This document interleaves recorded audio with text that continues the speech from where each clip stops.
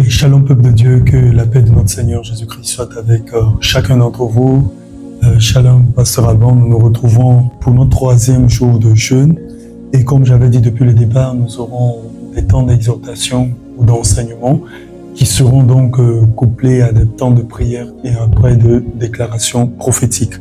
Mais la logique justement que je ressors à travers cela, c'est de permettre que chaque jour nous ayons un thème qui fera l'objet de nos prières pendant toute la durée et journalière du jeûne. Donc aujourd'hui, par la grâce de Dieu, nous parlerons de l'autorité par la sagesse. Amen. Alors, je vais très vite rentrer dans le vif du sujet en termes d'exhortation. Et ensuite, je pense qu'il y a des questions qui me seront posées et je ferai l'effort de répondre aux questions, mais tout en étant bref. Voilà, en étant bref pour permettre à ce qu'on comprenne le plus simplement possible. Très bien. Parlons donc de l'autorité par la sagesse. Alors, je vais structurer cela en 3 dimensions. Donc, premièrement, selon le contexte d'une école biblique. Deuxièmement, selon un leadership apostolique et de gouvernance. Et troisièmement, nous allons appliquer l'autorité par la sagesse dans le domaine des affaires, ou ceux donc qui sont dans les affaires. Et qui sont dans les affaires. Donc, commençons par la version, je vais dire, école biblique, les enseignements que nous recevons. L'autorité par la sagesse, je vais donc définir un objectif pédagogique. Alors, cela a pour objectif de former des leaders capables d'exercer une autorité stable, biblique et stratégique. Parce qu'on peut être un leader et ne pas être en mesure d'exercer une autorité assez stable dans ce que nous faisons. Ça, c'est embêtant. Mais nous allons définir de manière doctrinale ce que c'est que l'autorité ainsi que la sagesse. Alors, l'autorité, c'est exousia. Si nous allons plus loin dans les définitions grecques et ainsi de suite et tout. Donc, pouvoir légitime, sa définition, c'est un pouvoir légitime délégué par Dieu pour gouverner, diriger et influencer. Je répète, c'est un pouvoir légitime, d'accord, qui est délégué par Dieu pour gouverner, diriger et influencer. Par contre, la sagesse se définit comme Sophia ou Okma, c'est la capacité divine de juger correctement et d'appliquer la vérité de Dieu à une situation concrète. Je reprends, la sagesse, c'est la capacité divine de juger correctement et d'appliquer, bien sûr, la vérité de Dieu à une situation concrète. Alors, il faut reconnaître que l'autorité sans sagesse devient une tyrannie et aussi la sagesse sans autorité devient une passivité. Accélérons un peu. Je vais donner les 4 sources bibliques de la sagesse. Et premièrement, il s'agit de la crainte de Dieu. Qui parle de sagesse parle de crainte de Dieu. Nous retrouvons cela dans Proverbes chapitre 9, le verset 10. C'est le fondement moral de la sagesse. Nous n'avons pas le temps de tout développer, mais pour ceux qui veulent, vous pouvez vérifier les références bibliques et vous verrez de quoi je parle. Deuxièmement, nous avons la parole méditée. Exemple, Josué 1.8. Ça, c'est le fondement doctrinal. Et quand on va dans Josué 1.8, vous voyez, on dit que ce livre de la loi, et moi j'aime dire le livre de la grâce, ne s'éloigne pas de ta bouche, ainsi de suite. Troisièmement, nous avons le Saint-Esprit, Ésaïe chapitre 11, le verset 2, qui a un esprit de sagesse et d'intelligence. Et quatrièmement, nous avons l'expérience et le conseil selon Proverbes chapitre 20, le verset 18, qui est donc le fondement stratégique. Allons plus loin. Les erreurs qui, par exemple, qui détruisent l'autorité, j'avais parlé de ce que c'est que l'autorité, nous avons dit que c'est un pouvoir qui est délégué. Mais il y en a qui exagèrent. Quand ils ont l'autorité, ils ont le pouvoir délégué, ils exagèrent. Nous allons citer quelques erreurs qui détruisent l'autorité. Premièrement, l'orgueil spirituel. Il y a des personnes qui, véritablement, je pense qu'elles se mettent au-dessus, même, nous allons dire ça ainsi, du Seigneur Jésus-Christ. Voilà, il y en a qui exagèrent. Vous allez voir dans des églises, le pasteur, le leader, le prophète, l'apôtre, l'évangéliste, le docteur est plus craint et plus redouté que le Seigneur Jésus-Christ lui-même, ce qui n'est pas du tout normal. Alors, il faut faire attention. Il y a l'autorité, il y a l'orgueil spirituel du moins, il y a les décisions émotionnelles. C'est-à-dire que prendre une décision sur la base d'une émotion négative ou positive, soit la joie, soit la tristesse. C'est très dangereux. Il y a le manque de conseils et il y a également l'impatience. Maintenant, en termes de cas d'étude, parce que tout ce que nous disons doit être soutenu par les Saintes Écritures, en termes de cas d'étude, on peut situer le cas de Roboam dans 1 Roi chapitre 12, qui a rejeté le conseil des anciens et qui plus tard a perdu son royaume. Donc il faut faire attention. Maintenant, quelques cas bibliques d'autorité. Je vais parler de Salomon qui avait une autorité par discernement judiciaire. C'est-à-dire que Salomon, dans son règne, il avait cette autorité-là, mais dans le domaine judiciaire, il appliquait véritablement la justice dans une équivalence de loi très forte. Et on a le premier exemple qui l'a rendu très populaire avec ces deux femmes qui avaient les enfants. Voilà, j'y passe. Nous avons aussi le cas de Joseph qui exerçait une autorité par stratégie économique. L'Égypte était dans une crise sans conséquence, et avec conséquence du moins, ou je voulais dire sans précédent autant pour moi.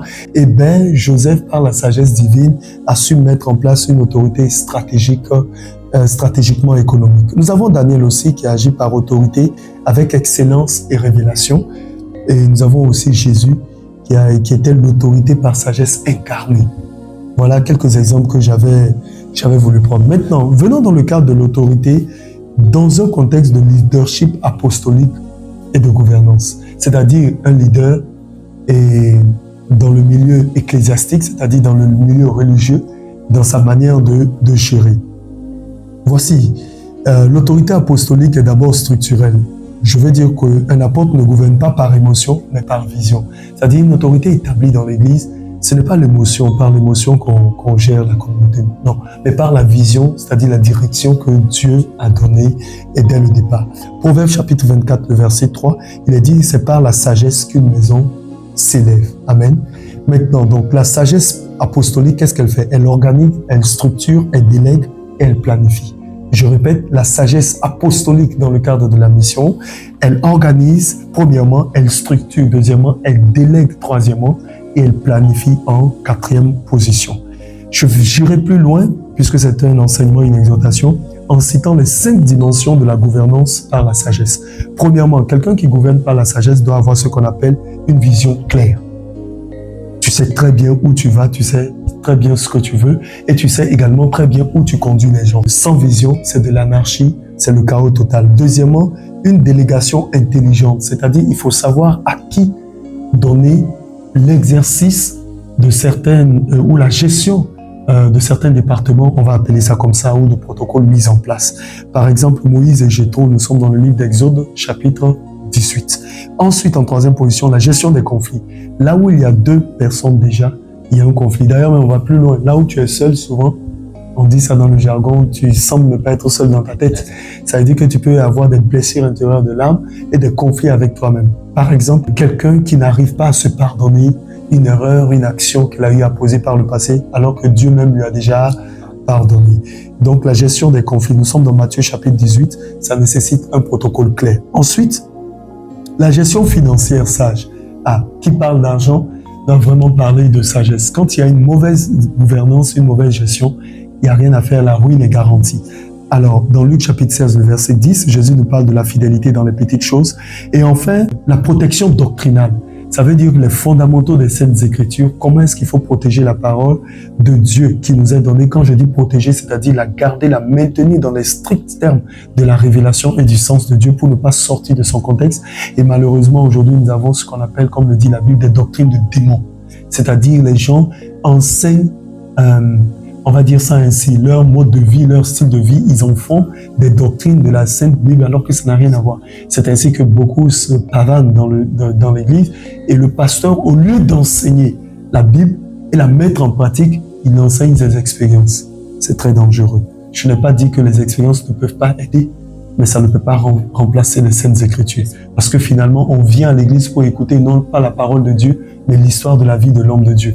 À un moment donné, c'est en est assez. L'homme de Dieu n'est pas mort pour nous. L'homme de Dieu n'a pas payé le prix pour nous. Certes, il est un modèle incarné et une autorité établie, mais nous devons rester sur le fondement des apôtres et des prophètes, Jésus-Christ lui-même étant la pierre angulaire. Alors, dans le contexte de la protection doctrinale, comme je l'expliquais, nous sommes dans Tite chapitre 1, le verset 9, où il est encouragé de retenir la saine doctrine. J'accélère pour aller un peu vite. Je vais parler maintenant des signes d'une autorité mal gouvernée. C'est-à-dire, quand tu as une autorité, mais elle est mal gouvernée, qu'est-ce qui se passe? Premièrement, il y a la centralisation excessive, c'est-à-dire que tout est concentré uniquement sur une référence personnelle ou octroyée. Deuxièmement, il y a un manque de succession, c'est-à-dire que il n'y a pas de continuité. Troisièmement, il y a des décisions solitaires, c'est-à-dire qu'une seule personne prend une décision et elle reste dans ce confort de décision et on n'a plus de mots à dire. Quatrièmement, il y a une instabilité organisationnelle, même dans une famille. Si le chef ne sait pas ce qu'il doit faire, la femme qui a une aide de destinée ne sait pas quoi faire, et les enfants aussi ne savent pas quoi faire, il n'y a pas d'organisation, c'est le chaos qui s'installe. On est d'accord? Donc la sagesse apostolique pense à la postérité, c'est-à-dire à la descendance, à l'héritage qui est délégué. Maintenant, je vais expliquer ceci. De manière prophétique, une autorité augmente lorsque, je précise de manière prophétique, une autorité augmente lorsque les décisions sont stables, les structures sont solides, les finances sont transparentes et les équipes sont formées. Ce qui fait que la sagesse protège le trône ministériel. Gloire à Dieu, amen. Amen. Donc la sagesse protège le trône ministériel. Parce que quand il n'y a pas de sagesse, franchement, c'est la destruction qui s'oppose. Je vais terminer donc avec la version l'autorité par la sagesse en version appliquée aux affaires, c'est-à-dire dans le principe du leadership et de l'entrepreneuriat. Ça, c'est pour ceux qui sont qui sont des entrepreneurs qui font les affaires. Bien entendu, ce n'est pas quelque chose de global. Ça nécessite un séminaire, mais j'ai juste condensé pour apporter une clarification. Alors, tu sais, la sagesse a un avantage compétitif. Qu'est-ce que je veux dire par là? Ecclésiaste chapitre 10, le verset 10 dit ceci: la sagesse rend le succès plus certain. Je répète, la sagesse rend le succès beaucoup plus certain. Alors, qu'est-ce qui se passe? Dans les affaires, tu as besoin de stratégie, tu as besoin d'analyse et tu as besoin de structure. Quand on parle de stratégie, il y a l'agitation. Quand on parle d'analyse, il y a la précipitation. Et quand on parle de structure, il y a l'improvisation. Ça veut dire que lorsque tu as une stratégie, tu n'es pas agité. Lorsque tu analyses, tu ne te précipites pas. Et lorsque tu structures, tu évites les improvisations. Ce qui te permet vraiment d'opérer dans des sphères assez constantes et correctes. J'ai 7 principes de l'autorité par la sagesse en entreprise que je vais donner. Premièrement, la vision claire et écrite. Habakkuk chapitre 2, le verset 2. Ça, c'est la référence qui dit cette prophétie, si elle tarde, avant là, voilà, il faut l'écrire, la graver dans ton cœur. Bon, on en passe. Premièrement, la vision claire et écrite. Deuxièmement, la gouvernance structurée, c'est-à-dire un organigramme très clair. Je rappelle bien que je suis dans les 7 principes de l'autorité par la sagesse en entreprise. Troisièmement, une gestion du risque. C'est important parce qu'il faut prévoir les crises. Quatrièmement, la maîtrise des finances, c'est-à-dire budget, contrôle, transparence, ce qui est très important. En 5e position, la gestion des ressources humaines, c'est-à-dire recruter par compétence, pas par émotion. Et moi, j'aime ajouter, on ne recrute pas par connaissance, mais par compétence. Je répète, on ne recrute pas par connaissance simplement, mais par compétence, ni par émotion. Oh non, je te connais, bon, on va essayer de voir. Non. Il ne s'agit pas de ça. En 6e position, le conseil stratégique, c'est-à-dire avoir un board, c'est-à-dire des conseillers qui nous accompagnent. Et en 7e position, des décisions basées sur les données.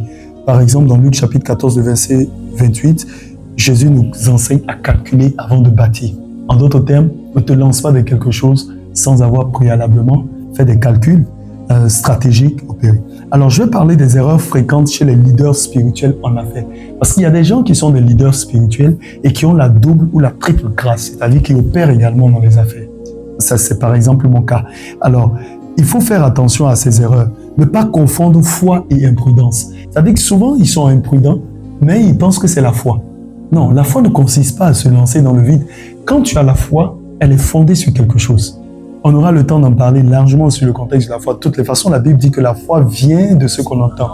Et ce qu'on entend vient de la parole de Christ, par de Dieu. Donc nous avons premièrement la parole de Christ. Deuxièmement, il y a l'entente, c'est-à-dire la réception. Et troisièmement, maintenant la foi est bâtie sur ça. Si tu n'as rien entendu et que tu te lances, ça s'appelle de l'imprudence.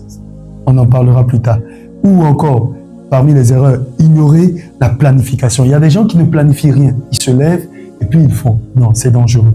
Troisièmement, négliger la comptabilité. Et c'est très important. Il faut toujours avoir un plan comptable. Il faut toujours avoir une comptabilité très claire. C'est très important. Que ce soit dans le relationnel, dans les affaires, dans les finances, c'est très important. Ensuite, les erreurs fréquentes chez les leaders spirituels en affaires, décider par inspiration sans analyse. C'est-à-dire que tu peux être inspiré tout de suite, tu ne prends pas le soin d'analyser, et puis tu te lances. Non, une inspiration peut venir, il faut la travailler en fait. Il faut y réfléchir, discerner, merci. Il faut réfléchir en profondeur, creuser jusqu'à ce qu'elle soit propre. Et à partir de là, maintenant, tu te lances. Mais quand tu as une inspiration sans analyse, c'est dangereux. La Bible dit quand il n'y a pas de révélation, le peuple est sans frein. Il faut faire attention. Et il faut savoir que la foi n'annule pas la sagesse. J'ai la foi, mais il me faut être sage. Donc, dans un principe de synthèse générale, je suis à la fin. L'autorité plus la force provoque la peur. Je répète, l'autorité plus la force égale la peur. Autorité plus position égale contrôle. Et autorité plus sagesse donne influence durable. Amen. Amen. Mais je vais te dire aussi ceci. Dans un principe de dimension stratégique, en ce qui nous concerne, à caractère, par exemple, ecclésiastique ou de ministère international, ça c'est pour ceux qui font les implantations des églises, la sagesse doit gouverner premièrement les implantations, deuxièmement les finances, troisièmement les partenariats, quatrièmement les nominations et cinquièmement les expansions. Un empire sans sagesse s'écroule, un trône fondé sur la sagesse demeure. Mais il y a une dernière chose qui m'intéresse dans le principe de l'autorité, la Bible déclare, et de la sagesse. J'aime rappeler ça pour ceux qui combattent le principe de la prospérité, c'est-à-dire le bien-être en Christ. C'est ce que signifie la prospérité. Il a dit que la sagesse du pauvre est méprisée. Donc quand tu es pauvre et que tu es sage, tu es méprisé. Et c'est pourquoi on dit que le riche domine sur le pauvre. Donc Dieu te bénisse, toi qui as écouté cette exhortation quand même assez rapide. J'ai essayé d'aller vite à cause du temps pour nous permettre justement de prier. Et quand nous prions sur des fondements solides. Maintenant que nous avons compris ce que c'est que l'autorité par la sagesse, nous avons une base solide de prière et une base solide de déclaration. Mais toutefois, je pense que tu avais quelques questions à poser. Je vais les prendre rapidement et y répondre de façon très claire et précise, sans pour autant tourner autour du pot. Donc allons-y, première question. D'accord. Pour ma première question, oui. Shalom peuple de Dieu. Pour ma première question rapidement sur la question de paix et de sagesse. Voici ma première question. À quel moment il faut utiliser l'autorité fort et à quel moment il faut utiliser l'autorité avec sagesse? D'accord. Très, très, très belle question. L'autorité avec force, je vais considérer ça comme fermeté. L'autorité avec sagesse, c'est-à-dire avec modération. C'est très simple. Lorsqu'une personne est obéissante et soumise, l'autorité avec sagesse passe. Mais quand les personnes marquent des signes d'indiscipline, marquent des signes précoces ou prématurés de rébellion, il faut appliquer l'autorité avec fermeté. Très simple. Il ne faut pas laisser, je vais imager ça, un petit serpent est quand même un serpent. Deuxième question. Merci beaucoup, en fait. Oui. Je vais aller rapidement sur la deuxième question. Oui. Sur la question de sagesse. Ma deuxième question est ceci. Comment il faut utiliser l'autorité dans la prière? Et comment on peut avoir l'autorité dans la prière? S'il est possible d'en avoir, bien sûr. D'accord. Ça, c'est une belle question. J'aime, après une étude approfondie des Saintes Écritures et une étude répétée, bien sûr, des Saintes Écritures, je me suis rendu compte que Christ nous a donné ce qu'on appelle l'exousia, l'autorité déléguée. Il a dit en mon nom, allez, en mon nom. Donc il dit tout ce que vous lirez sur la terre sera né des nôtres, tout ce que vous demanderez au Père en mon nom. Ça, c'est l'autorité déléguée. Maintenant, à quel moment on l'utilise dans la prière? Eh bien, il faut comprendre d'abord ce que c'est la prière. Moi, je définis la prière dans le contexte religieux comme étant, n'est-ce pas, parler à Dieu et communier avec le Père. Dieu est le Dieu de tous, mais il n'est pas le Père de tous. On communie avec un Père. On parle avec un Dieu. Il faut que ce soit très clair. Parce que la communion nécessite une intimité, la communion nécessite, n'est-ce pas, une approche, un contact plus durable et plus long. Alors, à quel moment est-ce que j'utilise mon autorité dans la prière? C'est simple. Christ m'a donné le pouvoir. Il m'a demandé d'agir en son nom. Dès que le besoin se présente, je place l'autorité. Qu'est-ce que je veux dire par là? Que ce soit un besoin, que ce soit une urgence, par exemple une attaque démoniaque, ainsi de suite, j'exerce l'autorité qui m'a été donnée. Parce qu'il faut comprendre que nous sommes les représentants légaux, c'est-à-dire l'armée visible de Jésus-Christ qui est actuellement au ciel. Nous sommes l'armée visible sur la terre. Et quand il y a délégation de pouvoir, exousia, quand il y a l'autorité déléguée, à partir de cet instant, dès qu'il y a une instabilité dans l'ordre institutionnel mis en place par l'autorité suprême qui est Christ, eh bien, il faut maintenant agir. Mais je vais aller plus loin. Mon autorité dans la prière se passe comment? Et comment, je vais dire, elle est mieux affermie. Elle est affermie par 4 choses majeures. Premièrement, ton identité. Tu dois savoir qui tu es. Deuxièmement, ta position. On est d'accord? Premièrement, ton identité. Qui es-tu en Christ? Deuxièmement, ta position. Où est-ce que tu es situé? Et troisièmement, on revient dans le contexte. Je vais répéter l'autorité toujours. Quelle est justement cette autorité que tu as? Parce que quand tu ignores ce que tu as, ce que tu es et où tu te trouves, tu ne peux en aucun cas exercer un pouvoir assez légitime. C'est vraiment complexe ce que je suis en train de dire. En un mot, ton autorité dans la prière, tu l'exerces au moment où tu sens que les règles ou les institutions établies par le Christ sont dérangées par notre adversaire, le diable. Et deuxièmement, elle est plus forte lorsque ton intimité, c'est-à-dire ta communion régulière et journalière avec Christ, est de plus en plus accentuée. Amen. Je pense avoir répondu. Sinon, on aura l'occasion d'y revenir. Est-ce que c'est tout? Merci beaucoup, prophète, pour ces réponses. J'ai pris bonne note et j'ai noté beaucoup de choses. Ces réponses sont vraiment frais et ça m'a beaucoup édifié également. D'accord. Et je vous remercie beaucoup, prophète. C'était Emmanuel, je vous remercie beaucoup. Dans l'enseignement et l'exhortation et aussi avec ce. D'accord. Moi, personnellement, je ne sais pas pour ceux qui sont derrière leur écran actuellement, mais pour moi, personnellement, moi, ça est sorti aussi. D'accord. Que vous bénisse, prophète. Amen. Alors, nous allons prier maintenant. Nous allons prier pour l'autorité par la sagesse. En fait, la prière est très simple. Maintenant que nous avons les fondements, nous allons simplement demander à Dieu de nous accorder nous avons déjà l'autorité, ça c'est clair. Nous avons déjà l'autorité en Christ. On va lui dire simplement de nous accorder la sagesse. La Bible dit que celui qui manque de sagesse, la demande à Dieu, n'est-ce pas? Mais qu'il ne la demande pas en doutant, en croyant, et puis il va recevoir. C'est très simple. Une prière très simple, un impact très posé avec, n'est-ce pas, les bases de la parole. Donc nous prions. Père, nous te rendons grâce au nom de Jésus parce que tu nous as permis d'avoir de l'autorité par ton Fils.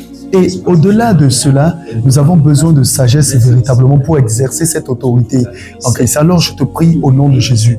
Tu as dit que si nous demandons quelque chose en ton nom, il est dit, de par ton Fils Jésus dans les Saintes Écritures, que cela nous sera accordé. Alors au nom de Jésus, nous prions que la sagesse nous soit communiquée et que la sagesse soit également communiquée aux personnes qui sont de loin, qui nous écoutent, afin que l'autorité soit exercée pas dans l'exagération, pas dans la cacophonie, dans l'anarchie, mais véritablement dans la paix, dans la joie, dans le bonheur, pour unir, bâtir et fouetter aux besoins. Nous te rendons toute la grâce au nom puissant de Jésus et nous croyons que tu nous as exaucés. Amen. Et Amen. Très bien. Pour toi qui m'écoutes, je déclare ceci. Dans le nom de Jésus-Christ de Nazareth, le Fils de Dieu, venu sur terre, manifesté dans la chair, mort, ressuscité et assis sur le trône et qui revient bientôt, j'annonce sur ta vie, par ce décret divin, que l'autorité que tu as, qui est l'exousia, qui t'a été déléguée au nom de Jésus-Christ, tu en feras bon usage. Amen. Non pas pour écraser, non pas pour diviser, mais pour maintenir, stabiliser, positionner la loi de Dieu dans les cœurs, la parole de Dieu dans l'âme et au nom de Jésus-Christ, le renouvellement de l'intelligence dans l'esprit. Je déclare sur ta vie que la sagesse t'est accordée pour manifester ton autorité, que ce soit dans l'église, que ce soit dans le monde, que ce soit dans les affaires au nom de Jésus. Que la sagesse te soit véritablement accordée et que cette autorité que tu as au nom de Jésus-Christ de Nazareth, je déclare qu'elle soit bien utilisée comme une arme assez efficace et tranchante, que tu l'utilises à bon escient et que cette autorité plus tard ne te détruise pas par abus au nom de Jésus. Mais j'annonce également sur toi qu'autour de toi, les personnes qui t'entourent, dans le nom de Jésus-Christ, sont également soumises à ton autorité. Ces personnes, au nom de Jésus-Christ de Nazareth, ne te sont pas rebelles, mais qu'ensemble, l'autorité est manifestée par la sagesse afin de vous permettre d'atteindre les objectifs que le Seigneur vous a assignés. Et j'annonce sur ta vie que tu ne feras pas le naufrage de la foi au nom de Jésus et que ton autorité portera des fruits. Que Dieu te bénisse et qu'il t'amène dans les sphères élevées dans le nom de Jésus. Que la sagesse soit ton partage et que la grâce de Dieu te localise où que tu sois. Dans le nom précieux de Jésus-Christ de Nazareth. Amen et Amen.